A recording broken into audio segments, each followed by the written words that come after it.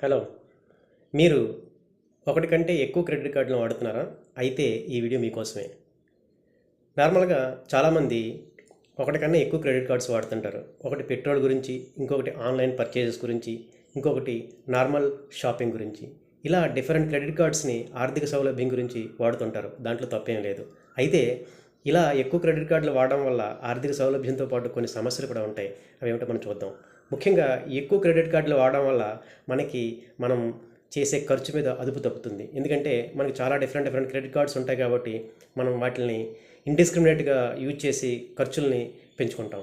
ఇంకొకటి రెండో ప్రాబ్లం, ఈ డిఫరెంట్ క్రెడిట్ కార్డ్స్ ఉంటాయి. వాటి కొన్ని యాన్యువల్ ఫీజెస్ ఉంటాయి. ఆ యాన్యువల్ ఫీజు మనకి లేకుండా ఉండాలంటే వాటిని ఒక మ్యాక్సిమం లెవెల్లో ఉపయోగించవలసి వస్తుంది. కానీ మనకి డిఫరెంట్ క్రెడిట్ కార్డ్స్ ఉండడం వల్ల ఏ కార్డ్కి ఎంత యూజ్ చేయాలనే దాని గురించి మనకు అవగాహన లేకపోవడం వల్ల మనం యాన్యువల్ ఫీజు అనవసరంగా పే చేయవలసి ఉంటుంది. అలాగే ఇంకొక ప్రాబ్లం ఏంటంటే, మనకి ఎక్కువ క్రెడిట్ కార్డులు ఉండడం వల్ల ఏ క్రెడిట్ కార్డు స్టేట్మెంట్లో ఏ విధమైన ప్రాబ్లమ్స్ ఉన్నాయి, అంటే ఏమైనా మనం ఖర్చు పెట్టకుండా ఏదైనా డెబిట్ అయిందా, అనాథరైజ్డ్ ట్రాన్సాక్షన్స్ ఏమైనా ఉన్నాయా, ఇలాంటివి తెలుసుకోవాలంటే మనం ప్రతి కార్డు యొక్క స్టేట్మెంట్ని క్షుణ్ణంగా పరిశీలించవలసి వస్తుంది. కానీ ఎక్కువ క్రెడిట్ కార్డు ఉంటే ఇది సాధ్యం కాదు. అంతేకాకుండా ఇలా ఎక్కువ క్రెడిట్ కార్డులు ఉండడం వల్ల మనకి క్రెడిట్ స్కోర్ మీద కూడా ప్రభావం చూపిస్తుంది.